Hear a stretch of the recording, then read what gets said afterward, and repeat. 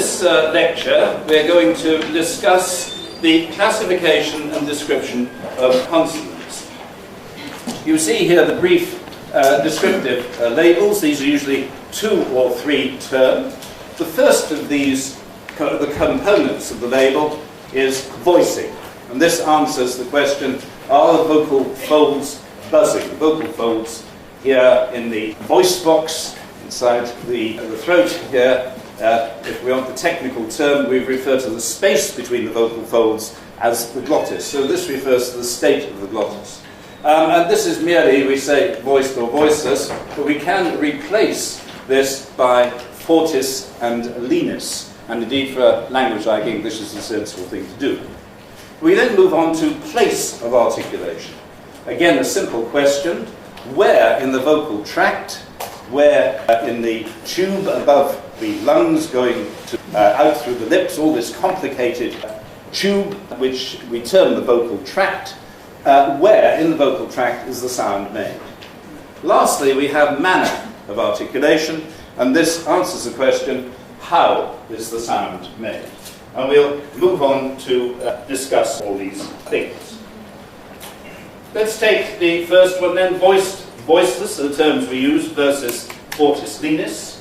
This is a phonetic distinction. Are the vocal folds buzzing? So it answers that actual question. Voiced and voiceless refers to that. If you say an S, say an S, and then say a Z, and you can, if you want to hear this very clearly, put your fingers in your ears. No, not that far into your ears.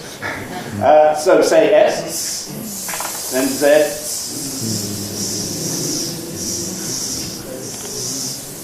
and you can hear the buzzing. You all sounded like a set of bumblebees, actually. You can hear the buzzing for the Z there quite easily. This is a phonetic distinction. Refers to something physical, as it were. Fortis lenis, on the other hand, is a phonological name. It includes several features which are bundled together, as it were. We can also include other items in our description. We can include modifications, for instance, to the consonants we're going to call stop consonants. So we have aspiration, a little puff of air that one has. If I say a word like pin, or indeed puff, then you can hear this little escape of air as I produce that sound. This happens when you have a P, T, or K, closer consonants in initial position in the syllable.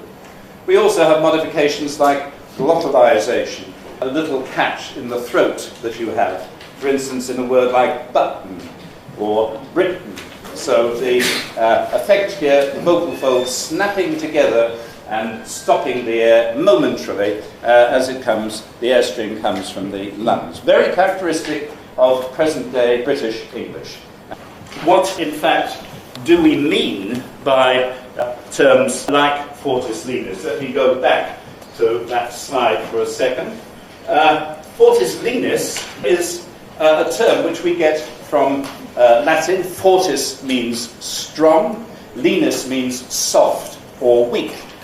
The articulation is, in all respects, stronger and more energetic for fortis.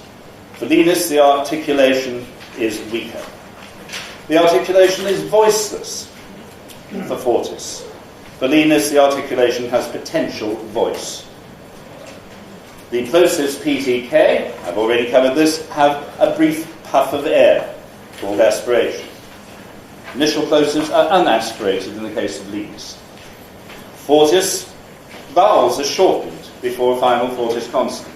So a word like beat has a brief clipped vowel. We call that effect. John Wells' term has become used worldwide now, pre-fortis clipping. Vowels before lenis consonants have full length. So this gives us deed. Say here, beat, everybody? Short vowel, and then bead. And the vowel lengthens. Only before the fortis is it clipped. Syllable final glottal stops often have a reinforcing glottal stop. We call that effect pre-glottalization. So if I say, she bit me, I'm referring to a cat, not my wife, I must point out, then I have that reinforcing glottal stop there on the T. Bid me something, then I don't have any glottal stop.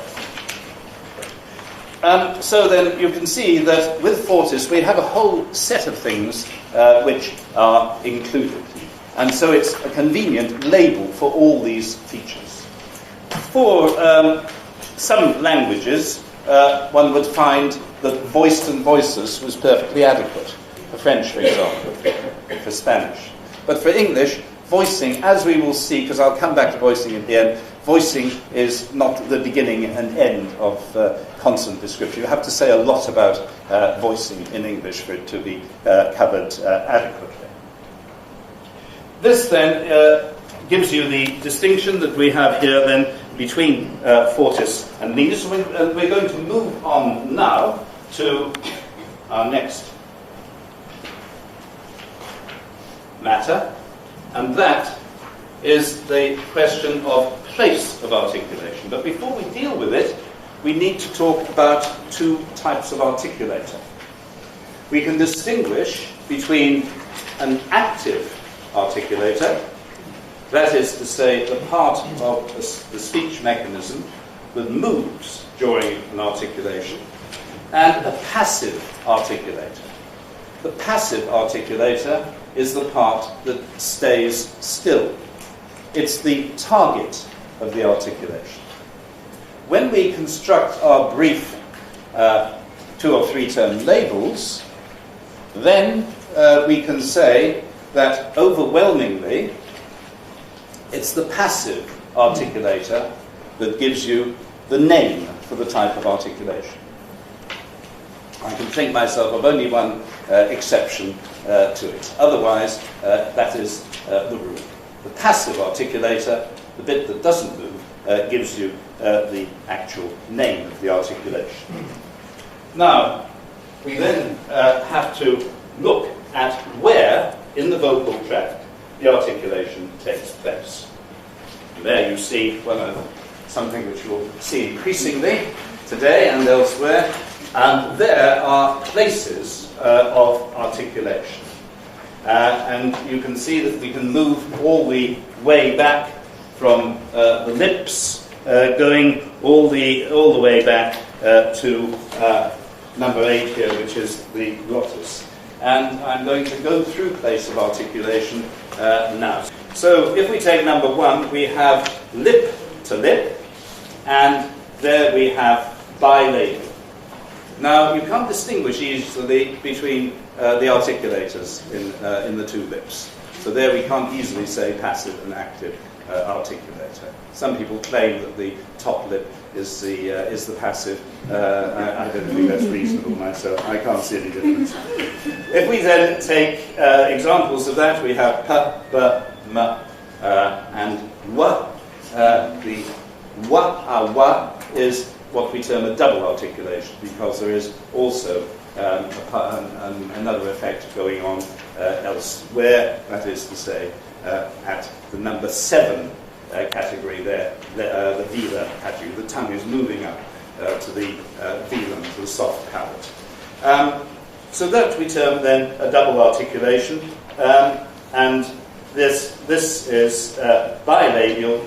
For W, we would term this labial-velar. Labio-dental is lip teeth, and this is for F and B. It's not a bad idea, as I say these, for you to say them as well, or to mime them at least. So try ava, ava, and that's lip and teeth. So it's the lower lip is the active articulator. They're moving up to the teeth. Then we have dental, and this gives tongue tip to the teeth. The tip of the tongue to the teeth. And this gives us the dreaded so-called TH sounds of English. They're not really all that dreadful. They're rather easy to make, certainly in isolation. Atha, everybody? And adha. So tongue tip, and it's important to use the tip of the tongue against the teeth. Alveolar, this is the centre, as it were, of activity in English. A whole lot of sounds which are made here. The tongue tip against the alveolar ridge. So let's have a go there. Ata, ada, asa, aza, ana, ala, ara. R is a rather funny one because it's termed post-alveolar. So we term that post-alveolar because it's made rather further back on the alveolar ridge. Post means after, and it's Latin for after, but in phonetic description, if you say post, you mean towards the back of the mouth. So towards the back of the mouth. If you say pre, then you mean towards the front of the mouth. And the other thing about R, it's got English R. There's a whole lot of complicated things going on about it, and the label, at least for many people's articulation of R, including my own, it's rather inadequate just to call it post-alveolar. Palato-alveolar, this gives the blade of the tongue and the rear of the alveolar ridge, front of the palate. And this gives us the shushy sounds for English, sha, aja, and the two sounds we're going to call affricates, acha, and aja. So there you are, cha-cha-cha. And palato-alveolar is the term that I use, and I believe my colleagues on the course will almost without exception be using it, but some phoneticians use a different term for this. They call it post-alveolar, which is rather confusing to my way of thinking, because then we lack an adequate description of the R. But in the International Phonetic Alphabet Chart, you will see it there as post-alveolar. But many of the people in UC at least are going on to saying palato-alveolar. I know this to be true. Well, it depends then on what your tutors decide to say. Providing you keep a clear categorization, then it's all right. Palatal is the front of the tongue against the hard palate. So we have here the y sound, aya, everybody?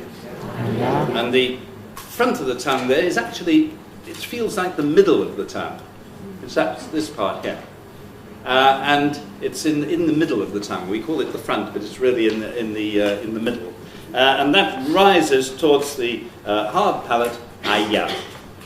Velar, the soft palate, this bit hanging down here, this soft palate has another term which is velum. Velum is Latin for a veil, like a bride's veil, and that's where the term comes from. And so soft palate and velum mean exactly the same thing. One of the troublesome things about phonetics, as I may have said before, is that you get two terms sometimes for the same thing, and then you also get one term, which, like onset, which can mean two completely different things. So sorting out the terminology is rather important. But when we have it as a place of articulation, then we call back tongue to soft palate velar, and that gives us aka, everybody? Aga. And the W is also made here. You also get this raising of the back of the tongue here. So awa. Right. We don't have a velar fricative in English. We don't have aha as exists in so many other languages. But actually, quite a lot of people can make this velar fricative aha because they may have it imported from other languages like Welsh or Scottish Gaelic. Or Scots itself, so the Scottish accent itself has this ch sound in it. Other people find it terribly difficult to make, and so they make terrible pronunciations of languages which have a ch in them. It's found in Welsh place names, the ch sound. It's also found in Scottish place names, but it's not really, I haven't put it on the chart, it's not a phoneme of English. It's, in the true sense, it's what we term a marginal phoneme. It's an extra phoneme which some people use for special purposes, like place names. Lastly, certainly not least, we have the glottal place of articulation. Once again, we can't distinguish here between a passive or active articulator. Glottal means the space between the vocal folds. And when we talk about glottal, then we're referring to the state of the vocal folds. So this gives us in English one phoneme, aha, everybody, and one glottal stop, which is not a phoneme but a very important allophone. And that is ah. I hope you heard it there, it's in the middle. And it's in the middle there of that articulation. It's if you lift a heavy weight, you make glottal stops. If you go, there's a glottal stop there. I usually throw out heavy things for people to lift, but we couldn't manage to bring them all along this morning so that you could all go and then produce your glottal stops.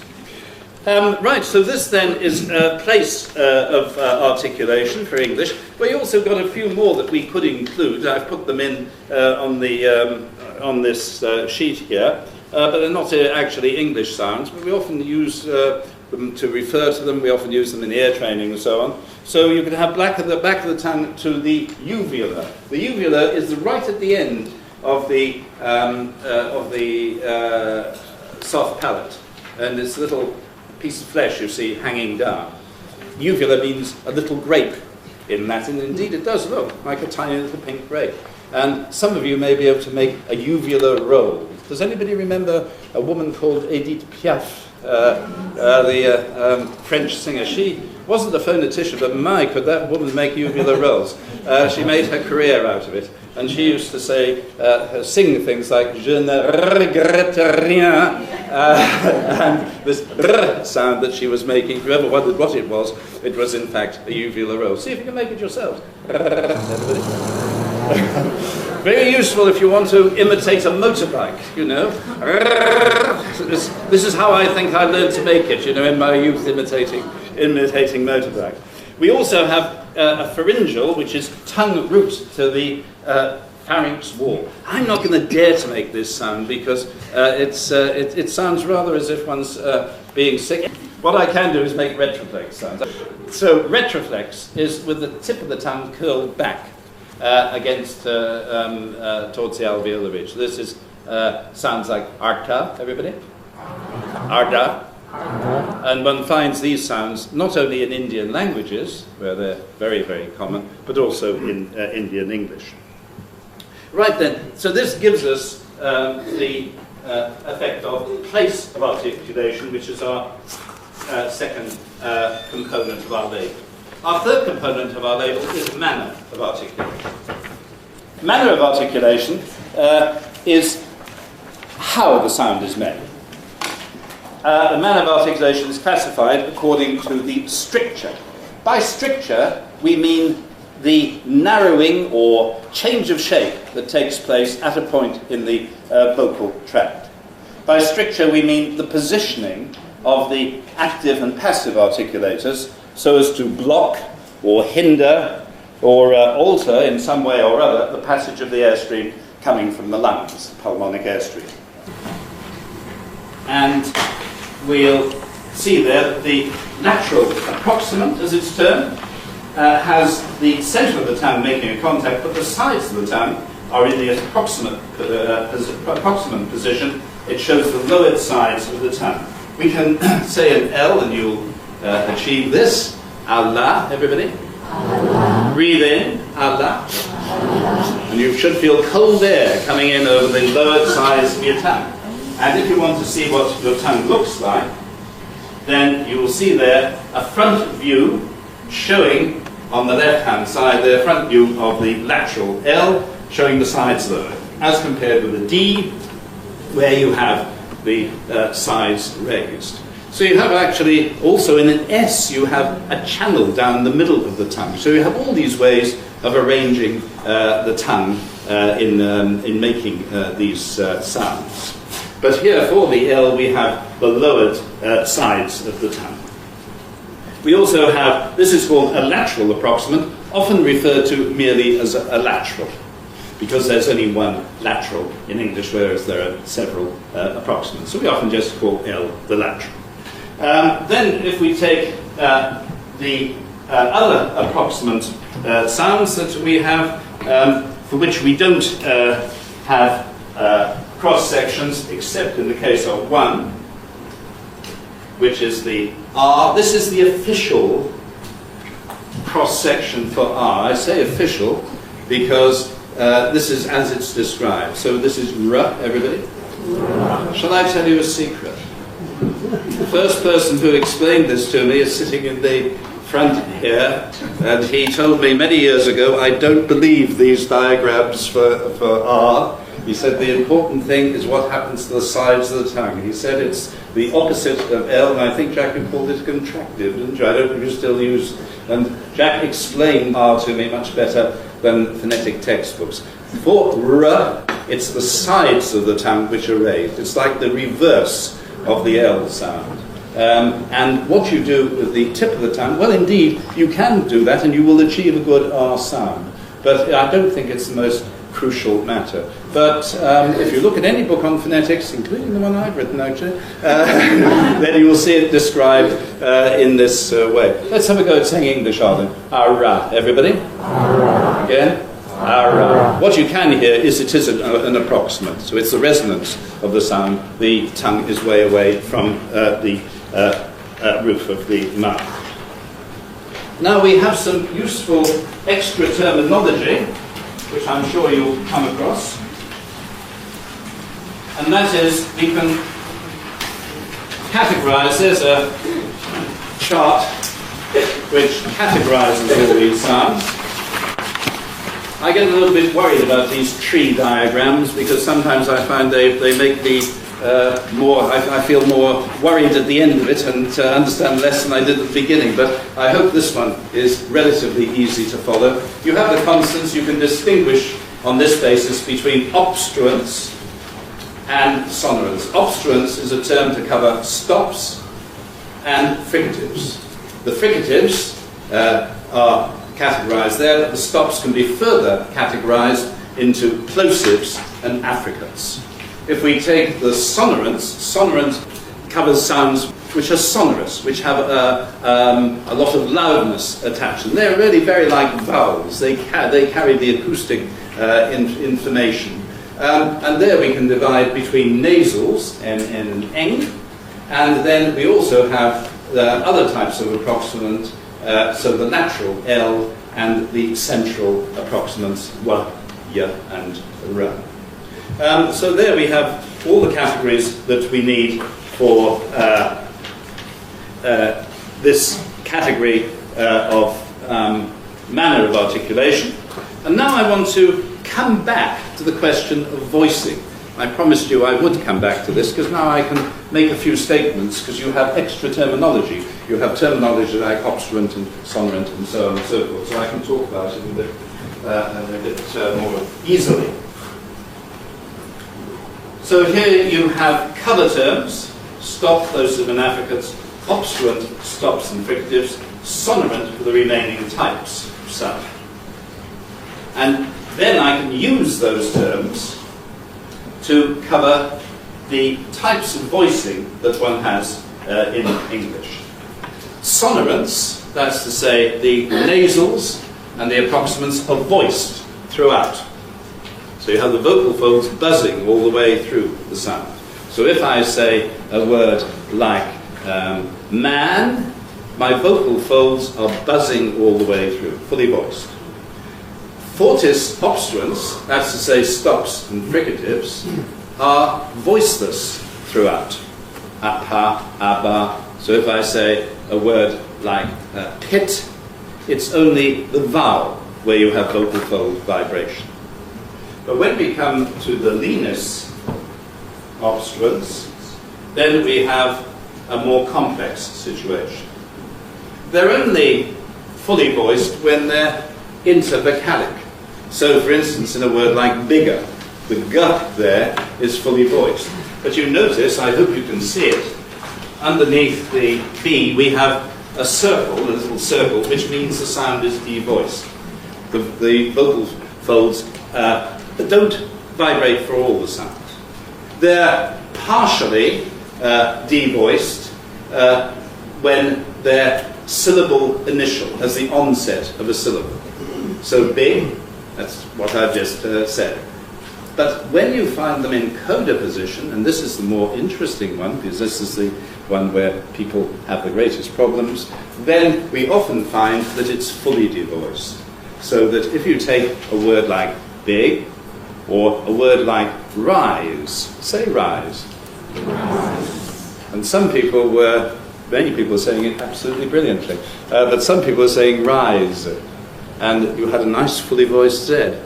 But if you get an English person to say it, you'll find they won't have that rise, they won't have the Z going all the way through. They're likely to say something like rise, rise. How do we know it's a Z, not an S? Well, if you compare rice, then you have this pre-fortis clipping on rice, and you don't have that on rise. But the sound itself in this coda position, it's fully devoiced. Right, we now have one more thing which we have to deal with, and it's an extra, as it were. This is given to you as a bonus, and it's secondary articulation. So these are modifications that can be made of the consonants concerned. So you add a secondary articulation to the first, and as you can see here, I've got a little bit more detail with examples on the handout, but you can see here that you have three significant ones. Labialization, labial means to do with the lips, it's merely the addition of lip rounding. And we show it with a little raised W. It's a misleading sound, indication in my opinion, because it gives the idea, when you read the phonetic transcription, that you should say talk. That's not what it merely means that the T in talk, or the example which we have there, I believe, is, one moment, the example, it is talk, oh great, is talk, but if you had twin, which would be another example of a labialized T sound, then you'd have to have a W, and then also, after the T, you'd have to have a little raised W. Palatalization means the addition of front tongue raising to the hard palate. So here you have this in a word like tune. And you see the little y is following the T there, if you pronounce it in that way. I must admit that I generally pronounce it as tune. But if you say tune with palatalized T, then this is how you represent it. Velarization is the addition of the back tongue raising to the velum on the symbol. And there you put a wavy line through the symbol. So this is true in a word like still. And it gives us the sign that we use for the famous dark L in English. That's the reason why we put that little line through it. It's because this gives us the effect. It shows that there's this velarization effect on it, as well as the primary articulation, which is, of course, lateral approximant. Right, well, I now have come virtually to the end of my talk. You can see that we've also got a little diagram there which shows you the locations of secondary articulation. But we've come nearly to the end of the talk, and it concludes our discussion of what I've called consonant possibilities, the classification and description of these consonant sounds. And of course we've only been discussing these possibilities in relation to English, or almost only in relation to English. If we were to take into account all the languages of the world, then we find, well, there's not all that much extra to say in terms of manner of articulation, but there are certainly very many more places of articulation. Possibilities of lots of numerous modifications of primary articulations by secondary articulations, types of airstream mechanism, etc., etc. But we shan't concern ourselves with those for the moment.